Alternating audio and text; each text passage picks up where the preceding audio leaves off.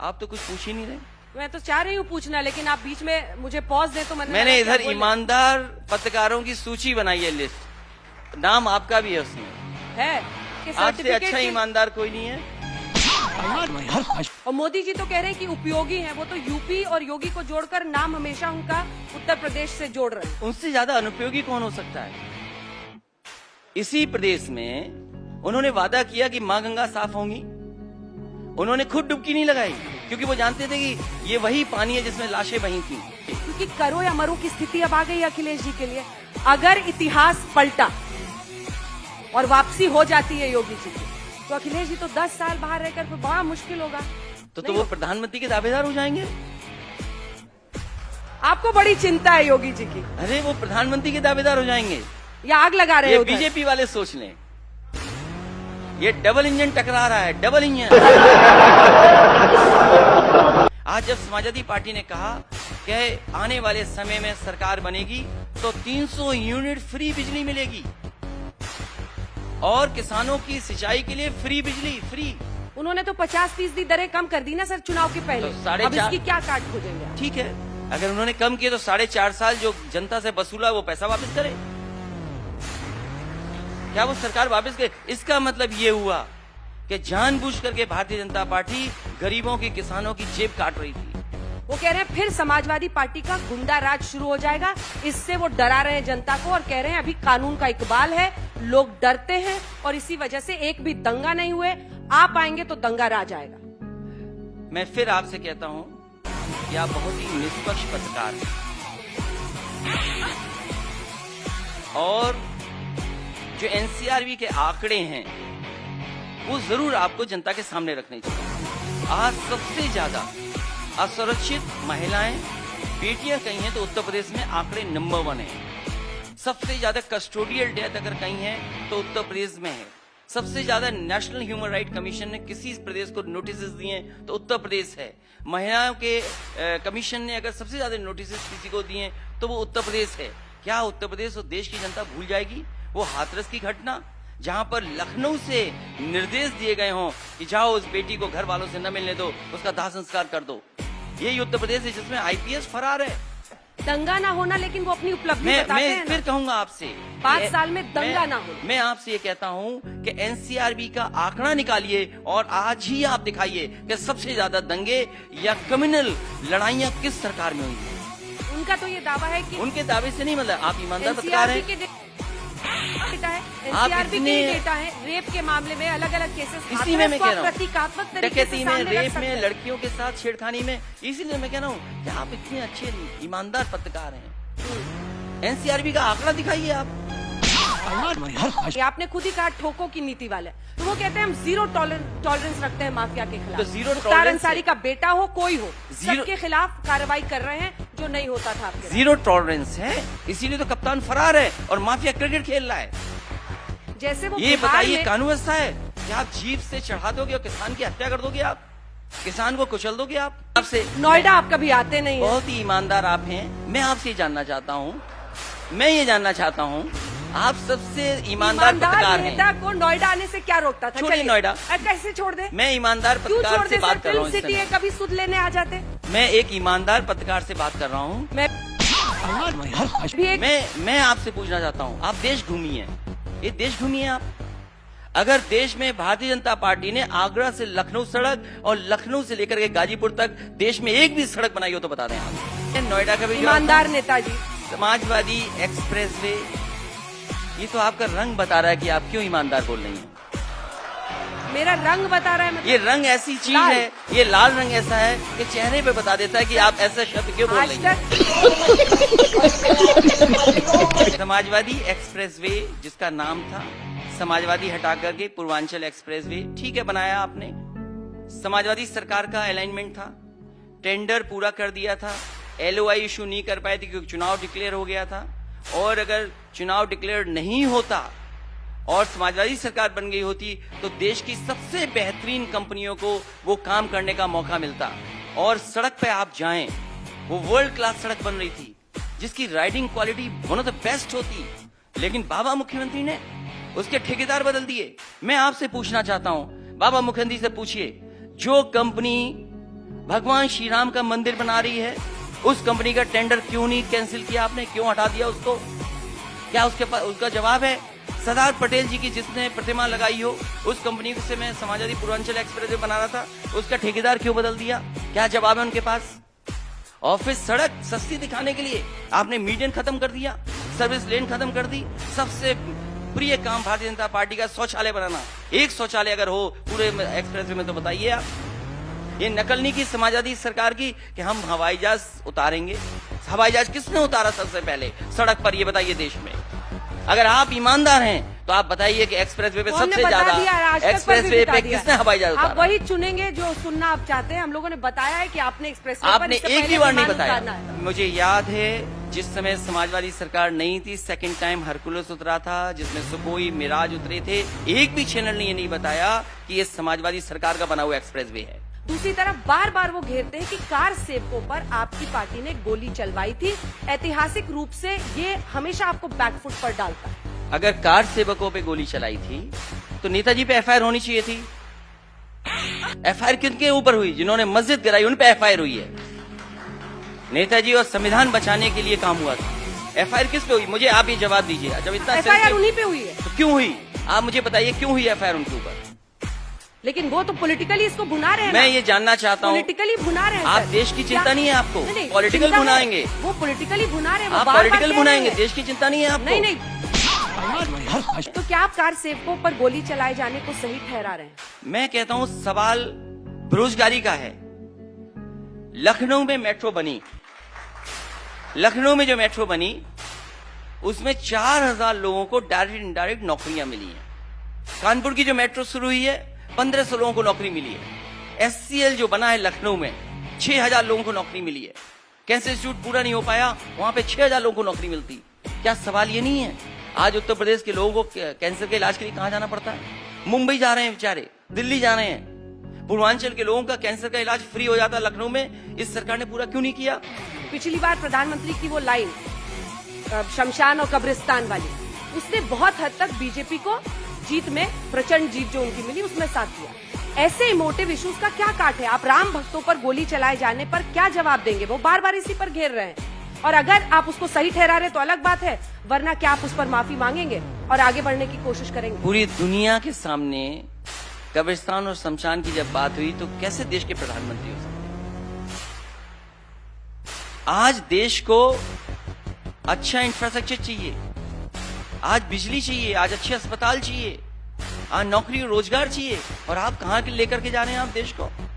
तो वो तो कहते हैं कि अब कोई दूसरा जो समाजवादी पार्टी का कार्यकर्ता है वो कभी अध्यक्ष बनने की, मुख्यमंत्री बनने की सोच ही नहीं सकता, क्योंकि परिवार की वजह से वो कुर्सी आपके लिए सुरक्षित रही। ये जनता तय करेगी कि कौन कुर्सी पर बैठेगा। और भारतीय जनता पार्टी का परिवारवाद नहीं है क्या? उत्तर प्रदेश में एक दिल्ली के मंत्री हैं, उनका बेटा है टिकट पाता है, वो नहीं है परिवारवाद? चलिए और एक और मुख्यमंत्री रहे, उनके परिवार के 2 लोग हैं टिकट पाते हैं, वो परिवारवाद नहीं है? आप बताइए परिवारवाद की डेफिनेशन क्या है? चलिए आप बताइए डेफिनेशन क्या है? मैनिफेस्टो पर ये वही डेफिनेशन है जो बीजेपी दे देगी आपको। इसीलिए तो मैं कहता हूँ कि कितने ईमानदार पत्रकार हैं आप। बीजेपी अपना परिवारवाद क्यों नहीं बताती है? आप तो आपा नहीं खोते हैं। नहीं, बीजेपी के परिवारवाद क्यों है?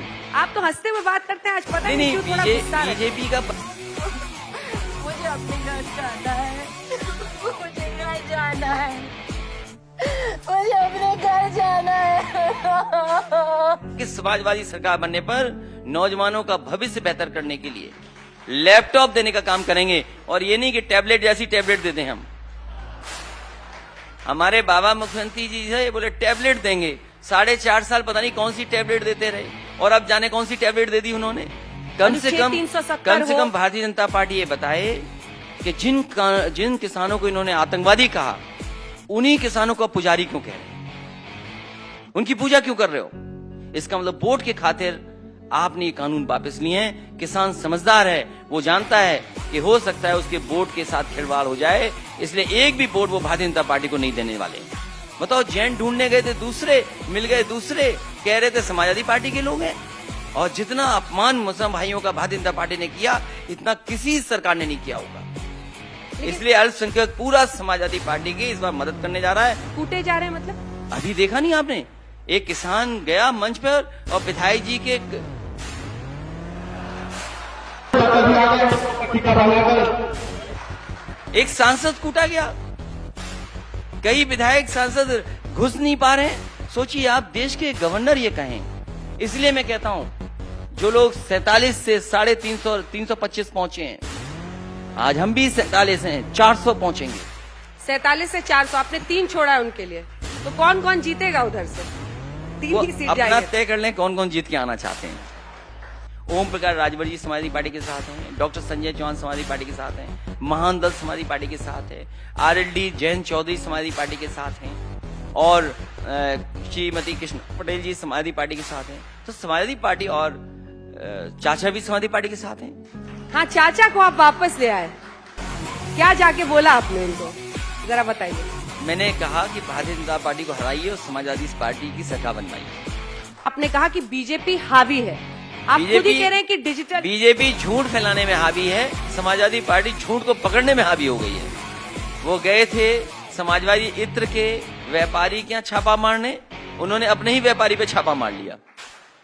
अखिलेश जी, लेकिन जो मैं नैरेटिव वो आपसे बिल्ड जानना कर चाहता रहे हूँ हैं, जो कि नैरेटिव, जो आपका इतना बड़ा चैनल है, अंतर्राष्ट्रीय स्तर का चैनल है, दुनिया में न जाने कितने देशों में देखा जाता होगा, क्या भारतीय जनता पार्टी से गलती नहीं हुई कि उन्होंने अपने ही आदमी पे छापा मरवा लिया? बिल्कुल, और जो सच है वो दिखाया हमने, उसमें कोई दिक्कत नहीं। क्या आप था बोलिए। सच? ये था कि उन्होंने गलत इन्फॉर्मेशन दे दी है, जाके रेड अपने नेता पर ही मार दिया, मैं आपका धन्यवाद देता हूँ। अपने नेता पर रेड मार दिया। देखिए ये जो आप मुस्कुरा रहे हैं, हंस रहे हैं और सामने वाले आपके ताली पीट रहे हैं, यही वो दबाव की राजनीति है जिसका लोग विरोध करते हैं। नहीं और ये देखिए, ये अब खुश होने पे क्या पाबंदी नहीं लगाएंगे खुश आप? होने पे नहीं पाबंदी है। Why are you running? Why are you running? लेकिन अरे ताली पे क्या पाबंदी खुश लगेगी? होने से 10 कदम आगे भी हाँ, बढ़ लेकिन रहे हैं अगर आपके भारतीय लोग। जनता पार्टी आ गई तो खुश भी नहीं होने देगी आपको। वो बताएगी कब खुश होना है आपको। कि समाजवादी खाने पार्टी में जाओ तो हर जगह जो इसीलिए मैं इम्पोर्टेंट कहता हूं। पोस्टिंग है वो यादवों को मिलती थी, सीधा यादव आरोप हैं लगता है। कितने आईपीएस? मुझे तो उम्मीद है और मैं समझ सकता हूं, क्योंकि आप देश के सबसे ईमानदार पत्रकारों में आते हैं। तो आप बताइए उत्तर प्रदेश में आईपीएस कितने हैं यादव, कितने आईएएस हैं? आज तुलना करिए कि कौन सा वाद चल रहा है आज। क्या मुख्यमंत्री जी की अपनी जाति के लोग सब जगह नहीं ठोकराज कर रहे हैं? पूरे देश में, प्रदेश में झूठा प्रचार भारतीय जनता पार्टी ने कहा कि पूरा उत्तर प्रदेश इन अधिकारियों के लोगों ने कब्जा कर लिया। इसीलिए मैं चाहता हूं कि आपका प्रतिष्ठित चैनल है, ये बताइए उत्तर प्रदेश में कितने आईपीएस हैं यादव, कितने डीएम यादव हैं? और मैं आपको से कहता हूं, आज की गिनती क्यों नहीं बता रही हैं आप? फिर मैं वही शब्द लौट करके कहने वाला हूं। मैं फिर कहता हूं, आपको ये मंच इसीलिए दिया ना, आप जवाब दीजिए ना। मैं फिर कहता हूं, don't shoot the messenger. No, I'm not shooting that. आपको जिस पर आक्रमण करना है उसके आंकड़े नीचे, उसकी पोल खोलिए। बहन डर गई, बहन डर गई, बहन डर गई। उसकी पोल ये है कि सबसे ज्यादा जाति के आधार पर अगर कहीं काम हो रहा है तो भारतीय जनता पार्टी की सरकार में हो रहा है। कौन सी जात को फेवर कर रहे हैं? फिर आप पूछेंगी जात, मैं बोल दूंगा, फिर नाराज आप हो जाएंगी। कोई नाराज नहीं हो रहा। आप गलत शब्द बोलेंगे तो उस पर नाराजगी नहीं, 100 बार गलत शब्द जाहिर नहीं, करूंगी। देखिए, ईमानदारी गलत शब्द नहीं है। नहीं, आप जिस ध्येय से बोल रहे हैं ना, बताइए कौन सी जात को वो फेवर कर रहे हैं? देखिए, मैं जिस स्कूल में पढ़ा, हम लोग भी स्कूल कॉलेज में ही पढ़े। मैं जिस स्कूल में पढ़ा शायद उस स्कूल में आप नहीं पढ़ी, क्योंकि गर्ल्स नहीं पढ़ती थी मेरे स्कूल में। था मिलिट्री और सैनिक स्कूल में डिफरेंस है। मिलिट्री स्कूल अलग है, सैनिक स्कूल है। तो अपने आप को कंफ्यूज नहीं करिए कि मिलिट्री स्कूल क्या है, सैनिक स्कूल क्या है। मैं मिलिट्री स्कूल में पढ़ा, मेरे साथ के जितने भी सीनियर जूनियर हैं आज भारत के सीमा बॉर्डर पे खड़े हुए हैं, बॉर्डर पे हैं। और आपको जानकारी होकर खुशी होगी इस बात की कि जिस स्कूल से मैं पढ़ा हूं उसी तरह का एक स्कूल और है जहां से देश के जो सबसे बड़े अधिकारी हैं, जो सबसे बड़े चीफ हैं, डोभाल साहब भी उन्हीं स्कूलों से पढ़े हुए हैं। और हमारे स्कूल में कोई जातिवादी नहीं थी। हमने कभी नहीं जाना कि मेरे साथ का कौन जात वाला है, हमारे दोस्त किस जाति के, मैंने कभी नहीं जाना। जब मैं अपनी डिग्री हासिल करने मैसूर गया तो मैंने कभी जाति नहीं देखी कौन सी जाति है।